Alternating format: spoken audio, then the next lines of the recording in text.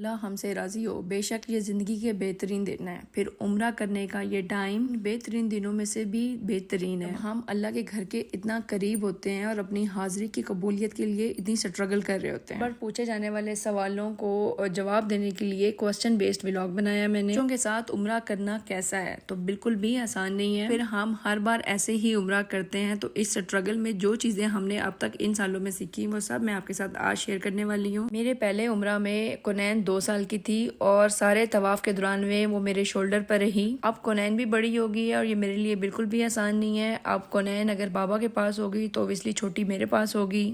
پہلی بار عمرہ کے دوران بھی یہ دل میں بہت آیا کہ حاضری لگ گئی ہوگی، کیا یہ عمرہ قبول ہو رہا ہوگا؟ لیکن ابھی میں آپ کو بتاؤں کہ اب تو نہ بچے بوجھ لگ رہے ہوتے ہیں اور نہ ہی دل بوجھل ہوتا ہے۔ بھائی سکون دینے والی ذات نا اللہ کی ہے، اور جو عمرہ کرنے کے بعد سکون آتا ہے نا، اس سے آپ کو اپنی قبولیت کا یقین ہونے لگتا ہے۔ کیا سکون اور کیا خوشی، کیسے ایکسپلین کروں؟ ہاں جی، احرام کی پابندیوں اور احرام کے احترام کو لے کر ہم یہ کر سکتے ہیں کہ باری باری عمرہ کر لیں، ہم میں سے ایک طواف پورے کر لے تو پھر دوسرا چلا جائے گا۔ اپنی بات بتاؤں نا تو ہم سوچتے تو ایسا ہے مگر کر نہیں پاتے۔ ابھی تک میں نے سارے عمرہ جو ہیں اپنے ہسبینڈ کے ساتھ بچوں کو اٹھا کے ہی کیے، تو ہم سوچتے ہیں کہ چلیں اس بار بھی کر لیں گے۔ بہت جذباتی ہو جاتے ہیں نا ہم، بس ہمت تو آ ہی جاتی ہے۔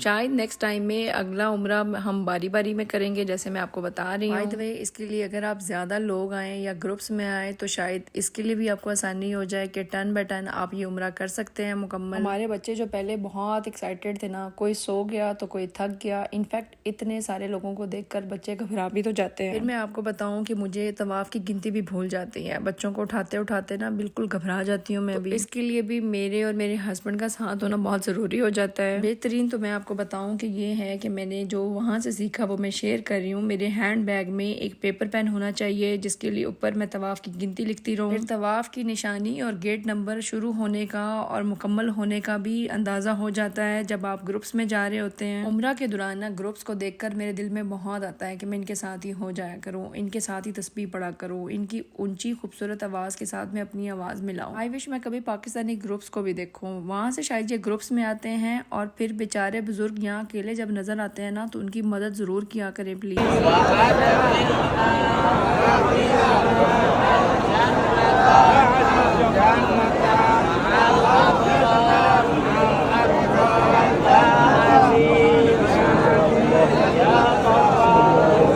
بتاؤں کہ میں تو ان گروپس کے ساتھ بھی شامل ہو جاتی ہوں۔ ایسے ہی ہم ان کے ساتھ میں طواف شروع اور مکمل ہونے کی نشانیاں بھی یاد رکھ لیتے ہیں۔ یہاں نا پیپر پین کے علاوہ دعاؤں کی بکلیٹ بھی بہت ایکسٹرا ہیلپ کر دیتی ہے۔ پھر یہاں حاضر ہونے والے ہر مسلمان کی کوشش ہوتی ہے کہ وہ خانہ کعبہ کا بوسہ لے لے، حجر اسود کی زیارت کر لے، مقام ابراہیم کی زیارت کر لے۔ یہ سب طواف کے دوران بھی ممکن ہے اور طواف کرنے کے بعد بھی یہ بہترین وقت ہے، کیونکہ صحیح کرنے کے بعد آپ کو واپس کا راستہ یہاں نہیں ملنے والا۔ اپنے ایکسپیرینس کی بیس پہ میں بتاؤں کہ حجر اسود کا بوسہ عورتوں کے لیے بالکل بھی آسان نہیں ہے۔ کئی بار ہمت کر کے مردوں کے دھکم پیل کی وجہ سے میں واپس آ جاتی تھی، ورنہ میں نے پاکستانی خادمین سے جب سوال کیا کہ یہ کبھی ممکن ہو سکتا ہے کہ میں یہاں بوسہ لوں، تو انہوں نے مجھے بہت اچھا گائیڈ کیا کہ جب تہجد کی نماز کا وقت ہو تب مردوں کو صفوں میں بٹھا دیا جاتا ہے نماز کے لیے، تب آئیے گا، تب عورتوں کے لیے بہترین ٹائم ہوتا ہے۔ انشاءاللہ پھر کل آئیں گے۔ چلیں جی، طواف مکمل ہونے کے بعد بھی میں آپ کو بتاؤں کہ یہی بہترین وقت ہے، یہاں پہ نماز ادا کریں، نفل ادا کریں، شکرانہ ادا کریں، اللہ سے جتنی باتیں کرنی ہیں کر لیں، دعائیں کر لیں۔ ہاں نا، طواف مکمل کرنے کے بعد بہت دیر تک سٹے کرتے ہیں۔ صفا مروہ کی صحیح مکمل کرنے کے بعد میں واپسی کا راستہ یہاں گراؤنڈ فلور پہ نہیں آتا۔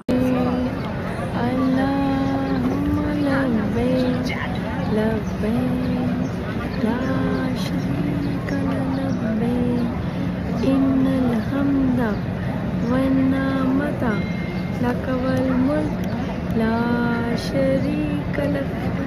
پھر صفا مروہ کی صحیح سے پہلے کاشف یہاں سٹرولر لینے چلے گئے ہیں۔ سٹرولر کی پرمیشن نہ تو گراؤنڈ فلور پہ ہوتی ہے اور نہ ہی ہونی چاہیے۔ میں اتنی دیر میں بچوں کو کھلا پلا لیتی ہوں، یہاں پہ ریسٹ کر لیتی ہوں، بچوں کو بھی جس کو سونا ہوتا ہے وہ بھی سو جائے گا سٹرولر میں۔ کی وجہ سے نا بہت ساری آسانی ہو جاتی ہے، کیونکہ بزرگوں کے لیے ایک الگ ایریا ہوتا ہے جہاں پہ صحیح کا چکر بھی چھوٹا ہو جاتا ہے، تو بس ہمیں یہیں جانا ہوتا ہے۔ اور پھر ہماری یہاں کی سوچ ہمارے سفر کو کیسے آسان نہیں کرے گی۔ جب ہم صحیح کرتے ہوئے حضرت حاجرہ ہجرہ کی اسٹرگل کا سوچیں گے اور اللہ کی طرف سے دیے گی جزا کا سوچیں گے. بینگ اے پیرنٹ، جو ہم نے عمرہ کیا اپنے بچوں کے ساتھ، اللہ اسے بھی قبول کر لے. اس لیے میں کہتی ہوں کہ ہم نا اپنی ہسٹری پڑھ کے آیا کریں، تبھی ہمیں اپنے بچوں پر پیار آئے گا، ہمیں یہ عمرہ آسان لگے گا اور ہمیں اپنے ماں باپ کی قدر بھی آئے گی. ہمارے یہاں نا ایک فالٹ ہے کہ ہم سارے رکن تو ادا کر رہے ہوتے ہیں لیکن اس کے پیچھے ریزن نہیں جانتے ہوتے. بات نا میں اپنے آپ سے ایسے ہی نہیں کہہ رہی، انفیکٹ بہت سارے وہاں ہم وطنوں کے ساتھ میں، اپنے جیسوں کے ساتھ میں وہاں انٹریکشنز ہو رہے ہوتے ہیں. جب ہمیں اس کے پیچھے ریزن ہی نہیں پتا تو ہم اپنی سوچ کو کیسے آسان کریں گے، اپنی اسٹرگل میں اتنی نیت کیسے باندھیں گے، اتنی ہمت کیسے کریں گے. میری تو اب یہ سوچ بن چکی ہے کہ مکہ مدینہ میں رہنا ہی ثواب ہے، تو بچوں کے ساتھ میں گھبرانا کیسا. اور پھر میں آپ کو بتاؤں کہ ان بزرگوں کو دیکھ کر بھی بہت ہمت آتی ہے. ہم بھی تو شکر ادا کریں نا کہ ہم اپنے بچوں کے وسیلے سے شاید یہاں پہ پہنچے ہیں. اس کے لیے جیسے میں نے آپ کو بتایا کہ ٹرن بائی ٹرن عمرہ کر لیں، خود کو مشکل میں نہیں ڈالنا چاہتے تو نہ ڈالیں. پھر میں آپ کو بتاؤں کہ یہاں پہ پاکستانی خادمین بہت سارے ہوتے ہیں. ہمیں نا جہاں کنفیوژن ہو رہی ہوتی ہے صفیں بنانے میں، ہم وہاں پاکستانی گائیڈ سے بات کر لیتے ہیں، انڈین گائیڈ سے بات کر لیتے ہیں. خادمین بہت ہیلپنگ ہوتے ہیں. اللہ کی آوازوں سے گھبرا جائے نا تو اپنے پاکستانی اور انڈین بھائیوں سے آپ پوچھ لیں کہ بھائی کون سی سب سے یہاں سے نہیں اٹھایا جائے گا. اپنی سٹوری یہ ہے کہ بچوں کے ساتھ میں یہ عمرہ 24 گھنٹے میں جا مکمل ہوا. ریاض سے ہم 11 بجے کے نکلے ہوئے، یہاں دن کے 11 بجے اپنا عمرہ مکمل کر چکے ہیں. ہمارا عمرہ بھی پہلی بار اتنا لمبا ہوا اور پھر آمنہ باجی نے بھی اپنا خالہ ہونے کا حق ادا کر دیا. اللہ ان کو بہت ساری جزا دے. اب 24 گھنٹے کی اسٹرگل کے بعد ہمیں پاکستانی تازہ روٹی اور پاکستانی کھانا ہی چاہیے تھا، اور وہ صرف ابراہیم خلیل روڈ پر جا کے ہم کھائیں گے. حرم کے ٹاورز میں کبھی بھی تازہ روٹی نہیں ملتی، اسی لیے ہمیں ابراہیم خلیل روڈ پر ہی واپس جانا ہے جہاں ہمارا ہوٹل بھی ہے. This is another reason for staying on the Ibrahim Khalil road. ہمارا اسٹے ابراہیم خلیل روڈ پر نہ بھی ہوتا تو ابھی اتنے اچھے ایکسپیرینسز کے بعد ہم واپس کھانا یہیں کھانے آتے ہیں. تو بھائی میں آپ کو بھی سجیسٹ کر رہی ہوں کہ اگر اسٹے آپ کا یہاں سے باہر بھی ہے تو ابراہیم خلیل روڈ پر آپ کو سب پاکستانی کھانا بہت اچھے طریقے سے مل جائے گا.